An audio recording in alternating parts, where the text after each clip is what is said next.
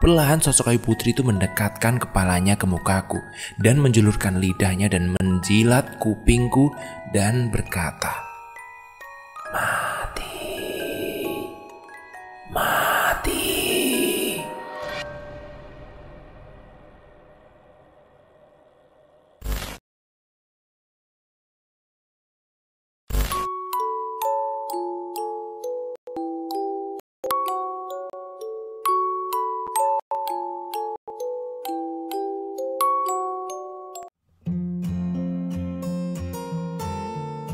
Assalamualaikum warahmatullahi wabarakatuh. Teman-teman, untuk direkam.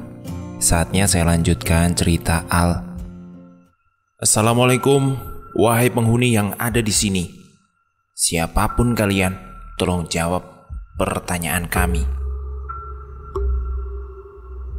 Apakah kalian terganggu atas hadirnya kami di sini? Tanyaku pelan.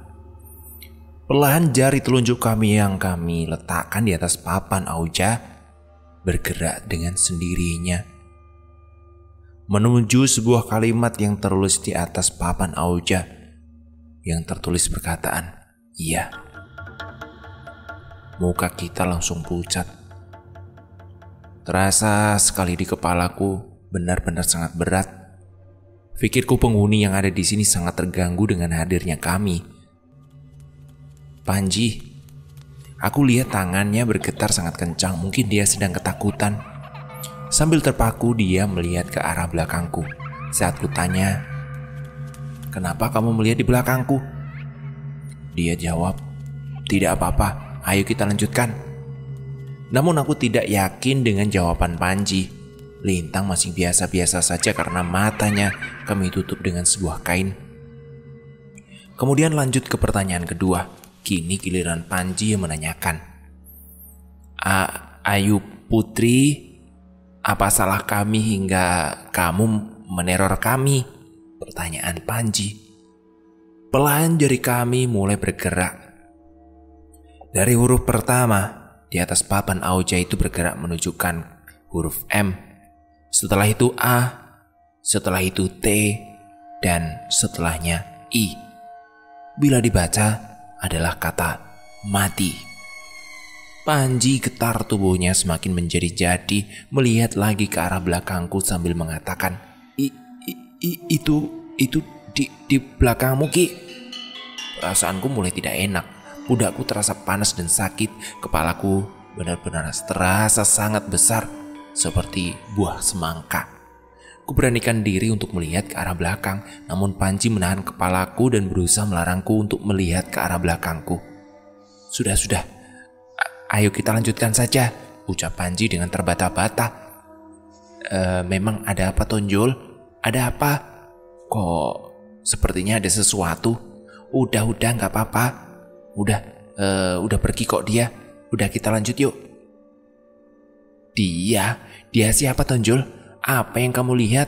Apa yang kamu lihat di belakangku? Sudah. Ayo, kita harus segera menyelesaikan permainan ini. Ku suruh Lintang untuk bertanya berikutnya. Namun saat Lintang ingin bertanya, kami bertiga terkejut karena tiba-tiba ada suara anak kecil perempuan yang menangis.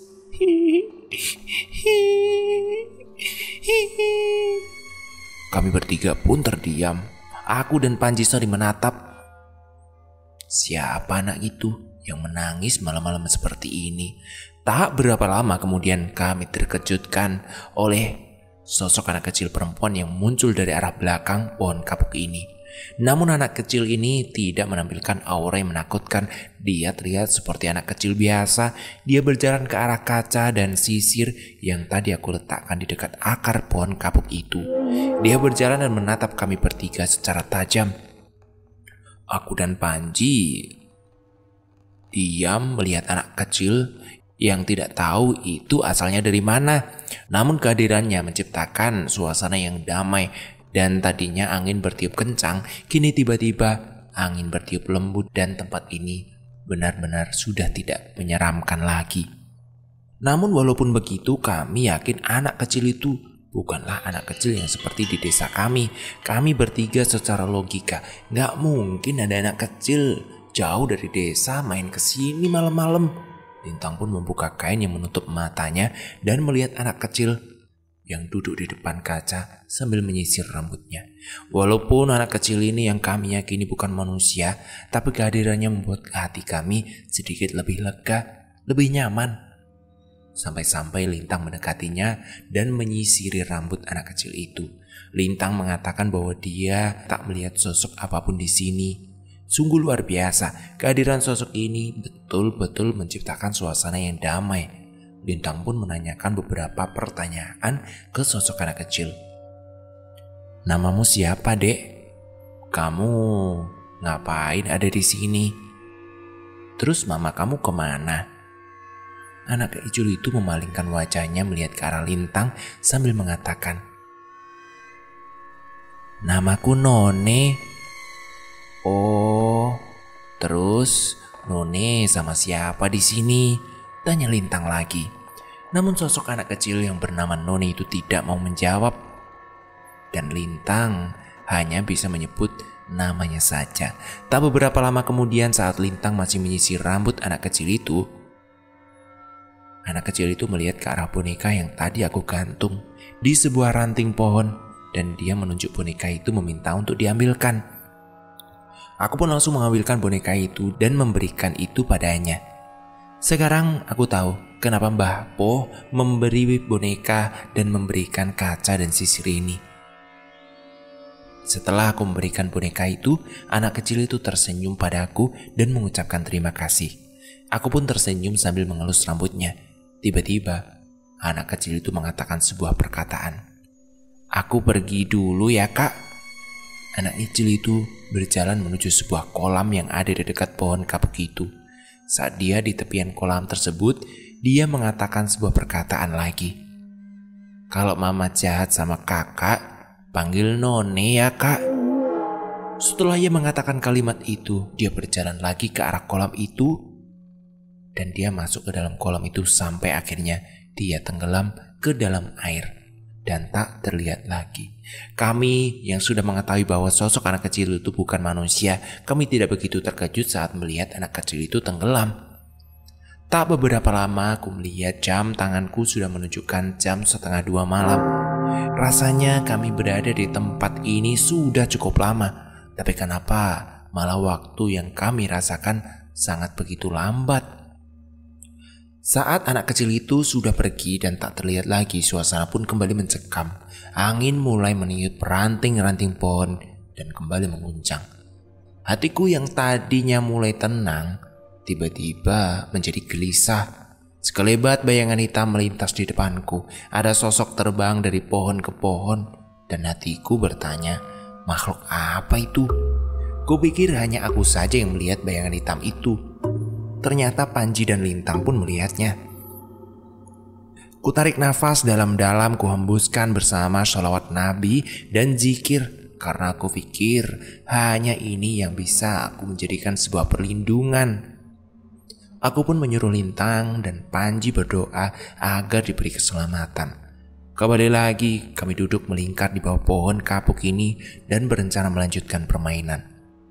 Lin, giliran kamu ini yang nanya. Tadi kan kamu gak jadi nanya karena ada anak kecil itu. Iya ya Ki, iya. Assalamualaikum. Ayo Putri. Apa maksud kamu meneror saya dan teman saya? Salah kami apa sehingga kamu marah kepada kami? Jari kami pun bergerak menunjukkan huruf yang tertulis di pawan auja ini dan menghasilkan sebuah perkataan yang mengatakan, aku di belakangmu. Seketika badanku terasa sangat lemas. Teringat apa yang diucapkan warga desa, apa yang ada di mimpiku kemarin bahwa sosok Ayu Putri akan muncul dengan perkataan ini. Badanku terasa lemas sekali dan tidak bisa digerakkan sama sekali. Pundakku tiba-tiba sakit. Tiba-tiba Lintang dan Panji melihatku. Mereka langsung menjauhkan diri dariku. Mereka tampak seperti orang ketakutan dan keringat mereka bercucuran deras dengan badan gemetar. Mereka mundur menjauhiku. Mulut mereka berdua membisu sambil melihatku. Hehe, Lin, kamu kenapa? Istighfar, istighfar. Apapun yang kalian lihat jangan difikirkan. Terus pikiran kalian jangan kosong ya, ucapku. Itu Ki, itu di belakangmu, ucap Lintang. Darahku langsung naik ke kepala. Ada apa di belakangku? Sampai mereka berdua sangat ketakutan seperti itu. Tapi tiba-tiba ada sebuah tangan yang mencengkram bahuku. Cengkraman itu sangat kuat sampai-sampai aku kesakitan. Aku coba beranikan diri untuk melihat ke arah belakangku, namun badan dan kepalaku sangat berat sekali. Ada apa ini? Siapa sebenarnya yang ada di belakangku? Aku coba mengatur nafas. Astagfirullah, astagfirullah. Betapa terkejutnya aku. Jantungku berhenti berdetak. Aku melihat sosok apa yang di belakangku. Terlilit sebuah selendang merah terlilit di lehernya.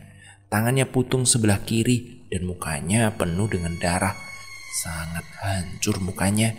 Rambutnya acak-acakan dan sosok itu menatapku dengan sangat tajam. Terpancar di matanya seperti sangat tidak menyukaiku. Tak salah lagi, ini adalah sosok Ayu Putri. Aku gak nyangka bahwa aku akan bertemu sosok ini dengan sangat begitu dekat. Badanku semakin lemas, bahkan tak bisa digerakkan sama sekali. Aku terpaku beberapa menit melihat sosok yang berdiri di depan mukaku. Perlahan sosok Ayu Putri itu mendekatkan kepalanya ke mukaku dan menjulurkan lidahnya dan menjilat kupingku dan berkata, "Mati, mati." Suaranya berat sekali. Rasanya di sini aku sudah benar-benar mati karena aku tidak bisa merasakan apapun kecuali rasa takut di pikiranku. Aku terus fokus kepada sosok Ayu Putri, bahkan aku seperti berada di dimensi lain. Yang kulihat hanya kegelapan, tidak ada siapapun di sana.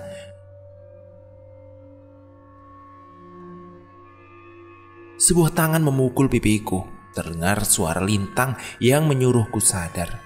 Saat ku buka mataku, aku melihat Panji dan Lintang sudah ada di depanku. Kepalaku terasa benar-benar berat dan sakit. Luka memar di bahuku semakin menjadi karena cengkraman sosok Ayu Putri tadi. Aku gak tahu apa yang terjadi sampai aku pingsan. Yang ku ingat hanya sosok Ayu Putri yang ada di depanku. Dan kemana sosok dia pergi? Lin, apa yang terjadi padaku, Lin? Kok tiba-tiba aku pingsan dan kemana pergi makhluk sialan itu? Tanyaku ke Lintang. Kamu tadi pingsan karena kamu terkejut saat melihat sosok yang begitu dekat denganmu. Tapi untungnya Panji bawa garam kroso, jadi aku bacain ayat kursi sambil kulemparkan ke arah kamu. Akhirnya sosok itu pergi. Sebelumnya dia enggan pergi dan dia seperti mengancam dengan kata-kata mati dan menunjuk ke arahmu. Emang aku salah apa sehingga dia seperti itu pada aku, Lin? Terus kita sekarang ada di mana? Ucapku. Aku juga tidak tahu kita lagi ada di mana, soalnya dari tadi aku sama Panjul bopong kamu terus, gak lihat jalan. Yang penting kita jauh lah dari tempat itu. Kamu gimana? Udah mendingan belum? Kira-kira bisa gak kamu berjalan sendiri? Tanya Lintang pada aku. Aku masih lemas sekali, tapi bisa kok asal kalian berdua menuntunku. Ya sudah kalau gitu, pelan-pelan ya. Kita juga gak tahu ini sekarang ada di mana. Saat aku berdiri rasa tulangku mau rontok. Sakit semua, lemas badanku. Bauku juga masih terasa perih. Tapi mau gak mau, aku harus jalan. Ternyata teror gak cukup sampai di sini. Saat hendak kami melangkahkan kaki, kami kembali bertemu dengan sosok kuntilanak yang berdiri beberapa meter dari kami. Kami pun tak cukup nyali untuk melewati sosok itu. Akhirnya kami beristirahat dan menunggu sosok itu menghilang. Itunjol, kamu lihat gak? Tadi pas mau masuk hutan bambu di depan tadi, ucapku. Iya ya, sial banget kita. Apa sih maunya? Gak cukup ya, sudah gangguin kita. Padahal niat kita kan baik, ucap Panjul yang sedikit kesal. Udahlah, gak perlu kita ngomel-ngomel di sini juga. Udah capek kita. Ini mungkin konsekuensinya kita harus hadapi ini semuanya. Saut Lintang lebih bijak. Kuluruskan kakiku sambil membenarkan urat-uratku yang kesleo. Sambil kuraba luka di pundakku, ternyata luka di pundakku semakin parah. Cakaran itu mulai menghitam seperti luka akibat terbakar. Coba-coba sini, aku lihat lukamu. Sakit gak ini? Tanya Lintang. Sakit banget, perih rasanya. Aduh, gimana ini? Udahlah kayak gini cepet sembuh kok. Gak usah baperan gitulah. Lin, itu di tasku ada kotak P3K. Sama kamu sobek aja kain sedikit di tasku itu ya, buat bersihin lukanya, ucap Panji. Lintang pun melakukan apa yang disuruh Panji. Lintang langsung membersihkan dan mengobati lukaku. Setelah mengobati luka, kami bergerak langsung melanjutkan perjalanan. Kami lihat sosok kuntilanak tak lagi ada di situ. Entah apa maksudnya tadi. Tiba-tiba muncul dan tiba-tiba menghilang. Setelah beberapa perjalanan kami tak kunjung mendapatkan titik terang dari jalan ini. Udah stop dulu, stop. Kita berhenti. Emang kenapa, Tonjul? Kalian gak sadar ya, kita hanya berputar-putar di sini. Iya ya, sialan. Kita kayaknya dikerjain. Tuh, kalian lihat. Kain yang bekas ngobatin kamu tadi ada di sini kan? Sambil kutunjuk ke arah di mana kain itu setelah kita mengobati luka. Lah, iya ya. Ini, kita berarti cuma muter-muter aja dari tadi ya, saut Lintang. Aduh, gimana? Garam grosok tadi masih ada sisa kan, Jul? Ada, tapi sedikit. Mau buat apa? Udah, kasih aja ke aku. Sekalian minta korek apinya ya. Ambil itu kain yang tadi bekas ngobatin lukaku. Kutaburkan sedikit garam krosok itu. Kami berdiri dan kain bekas untuk membersihkan lukaku tadi. Setelah itu kain aku bakar. Udah, kita jalan aja lagi. Sambil berdoa ya. Semoga saja kita segera bertemu jalannya, ucapku. Kami pun kembali melanjutkan perjalanan sambil kami isi dengan sholawatan. Di setiap langkah kami, aku terus berdoa. Aku taburkan sedikit garam pelan-pelan untuk sambil melewati jalan ini. Setelah beberapa lama perjalanan, alhamdulillah, akhirnya kami mendapatkan titik terang. Panji melihat sebuah bangunan di depan kami. Kami berpikir itu rumah warga. Tapi saat kami dekati bangunan itu, ternyata bangunan itu adalah bangunan tua Belanda. Ya, ini namanya jalan keluar dari kolam buaya masuk ke kandang harimau. Bukannya nemu jalan keluar malah nyasar ke dalam hutan lagi. Apes banget kita. Tenaga kami juga udah tinggal sedikit loh, lemes banget. Gimana? Mau istirahat atau bagaimana? Udah, kita istirahat aja dulu di sini. Kita nunggu sampai pagi. Kalau kita terusin perjalanan takutnya entah malah kita kemana-mana. Kita tunggu aja sampai matahari terbit. Gimana? Ucap Panji. Kami bertiga pun sepakat untuk beristirahat sampai cuaca terang. Saat beristirahat di lataran rumah Belanda itu, aku penasaran ada apa di sekeliling rumah Belanda ini. Aku pun berdiri dan menyelusuri bangunan ini. Saat kulihat di samping bangunan ini, ada sebuah kuburan yang lumayan besar dan rapi. Pikirku kuburan ini bisa rapi, mungkin Mbah Po yang selalu membersihkan dan merawat kuburan ini. Tak berani aku mendekati kuburan itu. Aku pun kembali lagi ke tempat di mana teman-temanku beristirahat. Namun saat aku kembali lagi, aku tak menemukan mereka. Benar-benar, aku bingung. Aku pun mencarinya sekitar bangunan namun tak kunjung aku temukan. Bingung kemana aku harus mencari teman-temanku. Tapi tak mungkin mereka meninggalkanku begitu saja. Saat aku masih terus mencari mereka, aku mendengar sebuah ringikan seekor kuda. Dan langkah kaki kuda itu mendekat. Aku pun mencari di mana asal suara itu. Saat aku kembali lagi ke depan bangunan, aku melihat seekor kuda yang berjalan dan ada yang menungganginya. Kuda hitam yang ukurannya lumayan besar. Si penunggangnya menggunakan baju ala tentara Belanda dan dia mondar-mandir di depan bangunan itu. Seperti dia sedang berjaga. Aku hanya bisa mengintipnya saja berharap dia tak melihatku. Saat masih kupantau, kuda dan menunggang itu, aku mendengar suara seorang menjerit dari arah belakang bangunan. Saat aku dengarkan dengan pasti siapa yang menjerit itu, ternyata suara itu tidak asing bagiku. Suara itu adalah suara Lintang. Aku pun kembali lagi ke belakang bangunan itu dan mencari sumber suara itu. Akhirnya aku mendapatkan dari mana sumber jeritan itu. Saat aku temui mereka berdua, aku melihat wajah mereka penuh darah. Mereka diikat dan dijaga oleh dua orang yang sama yang kulihat di depan bangunan itu. Orang yang menunggang kuda dan berpakaian seperti tentara Belanda. Lintang yang terus berteriak kesakitan dan meminta pertolongan. Aku tak tahu harus menolong dari mana. Aku juga merasakan ketakutan yang luar biasa.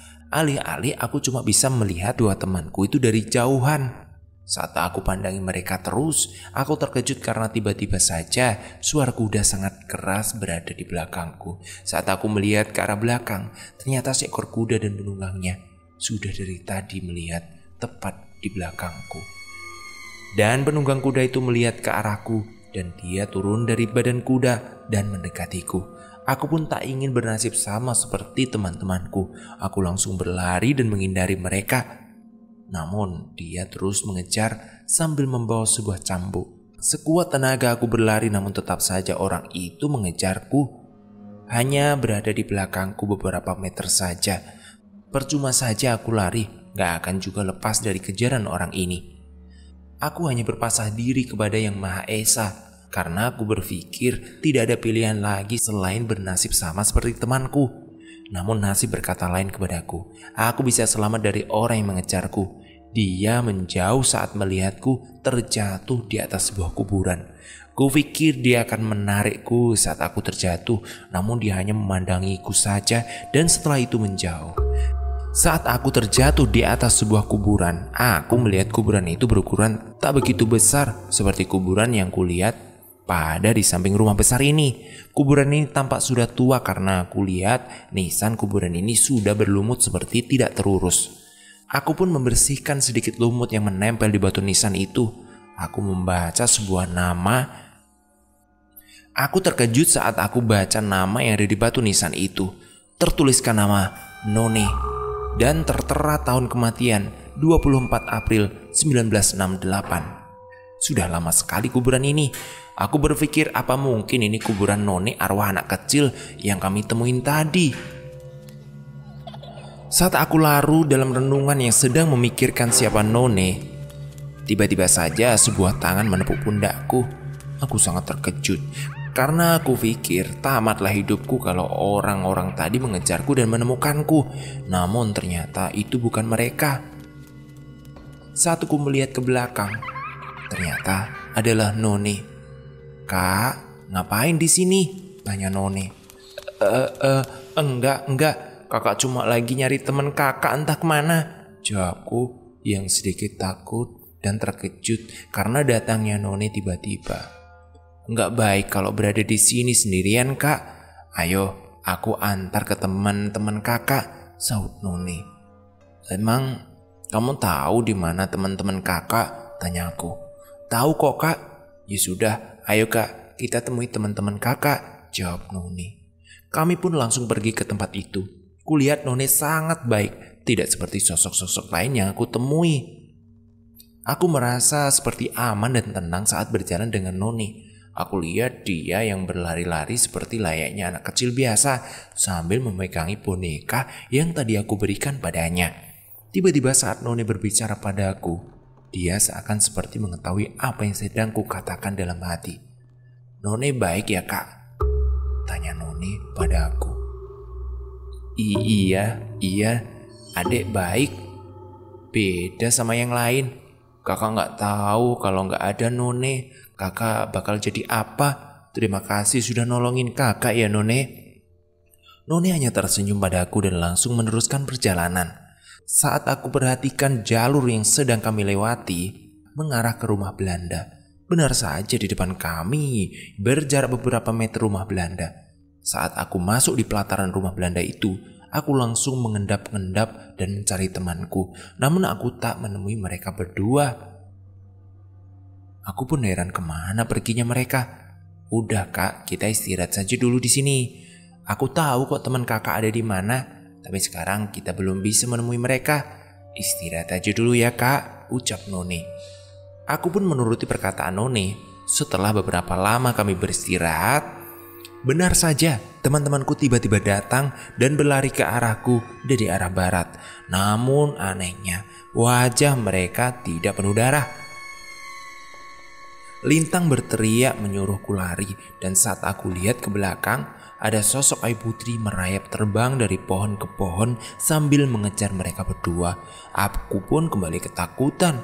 Aku lihat betapa sangat menyeramkan sosok Ayu Putri itu. Aku mendadak gelisah, benar-benar rasa takutku memuncak. Namun Noni menahanku dan menenangkanku. Dia mengatakan semua bakal baik-baik saja. Teman-temanku terus berlari entah kemana arahnya sampai aku tak lagi melihat mereka berdua. Sampai tiba-tiba sosok Ayu Putri hinggap di depan rumah Belanda itu. Tepat di depanku dia berdiri. Kali ini sosok Ayu Putri lebih menyeramkan daripada sebelumnya. Tangannya terus mencari tanah sambil melihat ke arahku. Sesekali dia menunjuk ke arahku seperti mengancam. Namun aku heran kenapa dia tak berani mendekatiku seperti sebelumnya. Noni berbicara padaku. Dia menyuruhku untuk masuk ke dalam rumah Belanda itu dan menyuruhku agar tetap tenang. Kakak, masuk saja dulu ke dalam. Kakak gak perlu cemas. Itu mamaku sebenarnya. Dia baik kok. Udah ya kak, masuk saja dulu. Biar aku yang ngurus mama, ucap Noni kepadaku. Tanpa banyak berpikir, Noni pun membuka pintu rumah Belanda itu dan menyuruhku masuk. Setelah itu Noni menutup pintunya. Aku melihat di dalam banyak sekali patung, namun aku tak melihat bentuknya seperti apa karena ruangannya benar-benar begitu gelap. Selama di dalam ruangan, aku hanya menyudut di ruangan dan menutup mataku sambil berdoa. Tak beberapa lama kemudian pintu terbuka. Kubuka mataku, Noni menghampiriku dan berkata semuanya sudah terkendali dan aman. Noni mengajakku keluar untuk duduk di teras depan rumah Belanda itu. Saat aku duduk berdua dengan Noni, ia ingin menunjukkan sesuatu hal kepada aku. Ia menyuruhku untuk menutup mata terlebih dahulu. Aku pun menurutinya apa yang dia perintahkan. Aku menutup mata dan Noni memegang kepalaku. Setelah itu, dia menyuruhku untuk membuka mata. Aku sangat terkejut saat aku buka mata. Beberapa orang Belanda dan bicara menggunakan bahasa Belanda. Aku bertanya mereka siapa, namun Noni menyuruhku diam, jangan sampai orang-orang ini melihatku. Dan Noni hanya menyuruhku untuk menyaksikan kejadian-kejadian ini. Tak beberapa lama kemudian 3 orang tentara Belanda datang menggunakan kuda. Orang ini sama seperti yang kulihat tadi, yang mengejarku. Dan orang ini menyeret seorang laki-laki dan menggiring seorang perempuan yang sedang menggendong bayi. Lalu Noni berkata mereka berdua adalah ayah dan ibuku. Dan anak bayi itu adalah aku. Setelah 3 tentara Belanda itu menyeret seorang laki-laki itu yang disebut Noni adalah ayahnya, tiba-tiba keluar 4 orang yang bermuka seperti orang Belanda. Mereka membawa sebuah golok dan menebas kepala ayah Noni. Aku terkejut bukan kepala, menelan ludah saat melihat kepala ayah Noni ditebas begitu kejamnya. Kulihat Noni pun menangis saat itu juga menyaksikan peristiwa itu. Dan 4 orang Belanda itu menarik seorang perempuan yang menggendong bayi yang disebut Noni ibunya yang bernama Ayu Putri. Mereka menarik ibu Noni ke dalam sebuah rumah dan memperkosa ibunya secara bergilir. Noni yang masih bayi dicampakkan dan dibanting berulang kali oleh tentara Belanda itu.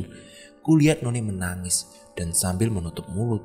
Aku tak bisa berbuat apa-apa selain ikut menangis. Setelah mereka semua memperkosa ibu Noni, mereka memotong secara keji tangan ibu Noni dan menggorok lehernya. Setelah itu melilitkan sebuah selendang merah ke lehernya dan mencekiknya sampai akhirnya ibu Noni mengembus nafas terakhirnya. Setelah dadaku sesak melihat penderitaan ini, Noni dan keluarga Noni, aku juga ikut merasakan apa yang dirasakan oleh Noni. Setelah rasa mereka sudah puas melakukan kekejian itu kepada keluarga Noni, mereka menyeret mayat ibu Noni keluar. Mereka membakar mayat ayahnya. Setelah itu menyeret mayat ibunya. Mayat ibu None diseret sampai sebuah pohon kapuk dan menguburkannya di sisi tepat di bawah pohon kapuk itu. Setelah itu mayat None dicampakkan ke sebuah kolam yang ada di dekat pohon kapuk itu. Kemudian mereka pergi begitu saja tanpa merasa bersalah. Mereka tertawa seperti orang yang puas habis melakukan kekejian.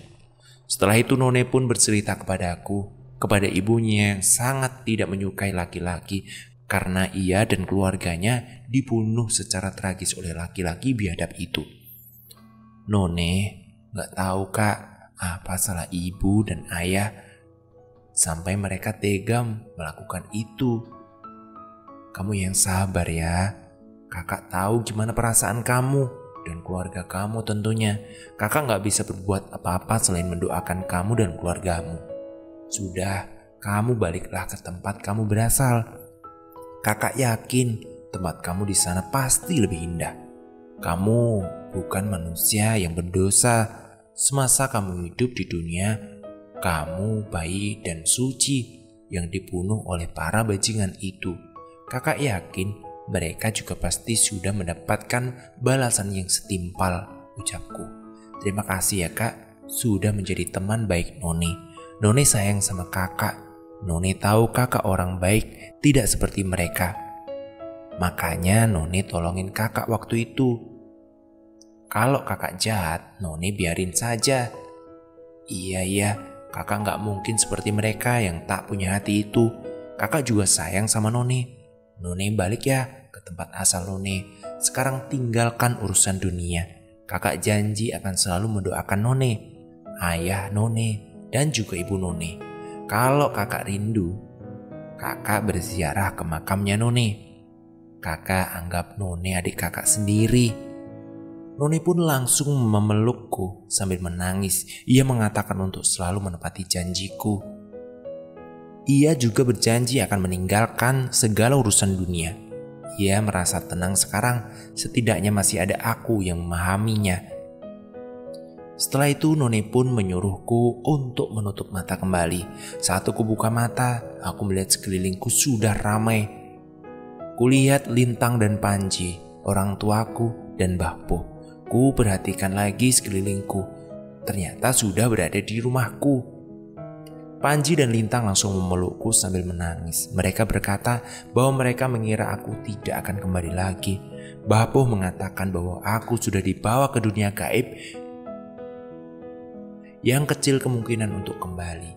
Aku masih heran dengan semua kejadian ini. Mereka bilang aku sudah koma selama 5 hari. Aku pingsan di samping bangunan Belanda itu saat aku melihat kuburan yang ada di samping bangunan Belanda. Lintang dan Panji langsung memapahku keluar dari hutan bambu. Aku masih bingung juga tentang peristiwa itu. Terus yang kulihat itu siapa? Panji, Lintang, siapa yang menjerit dan meminta pertolongan itu? Terus yang dikejar Ayu Putri itu siapa? Sudahlah, kepalaku semakin sakit memikirkan itu. Aku bersyukur saja None yang sudah membantuku kembali ke tempatku. Aku lega sudah berada di rumahku sekarang. Aku pun menceritakan semua pengalamanku kepada Mbah Po, teman-temanku, orang tuaku. Kuceritakan semuanya. Mbah Po membenarkan peristiwaku.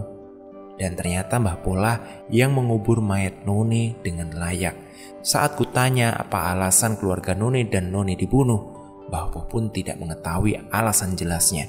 Mbah Po hanya bilang dulu keluarga None adalah keluarga yang sangat disegani di kampung ini. Dia ramah, baik dan suka menolong.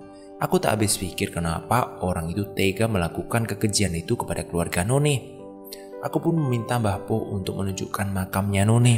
Namun Mbah Po tidak mengizinkan karena keadaanku yang lemah. Setelah 1 minggu kemudian aku merasa sudah enak. Aku pun meminta Mbah Po untuk menunjukkan makam None. Sampainya di sana aku langsung membersihkan kuburan None. Setelah itu aku berdoa untuk None. Aku teringat saat None menahan tangis dan menutup matanya dengan tangan mungilnya itu. Aku merasa betapa hancur dan sakitnya perasaan None saat bayi melihat kejadian yang keji itu. Setiap hari aku berdoa untuk None. Dan seminggu sekali aku dan temanku berziarah ke makam Noni. Dan aku tak pernah melupakan gadis kecil cantik yang tak berdosa. Dan semoga saja ia akan diberikan tempat yang indah di sana. Terima kasih buat teman-teman yang sudah mendengarkan cerita Al dari awal sampai akhir.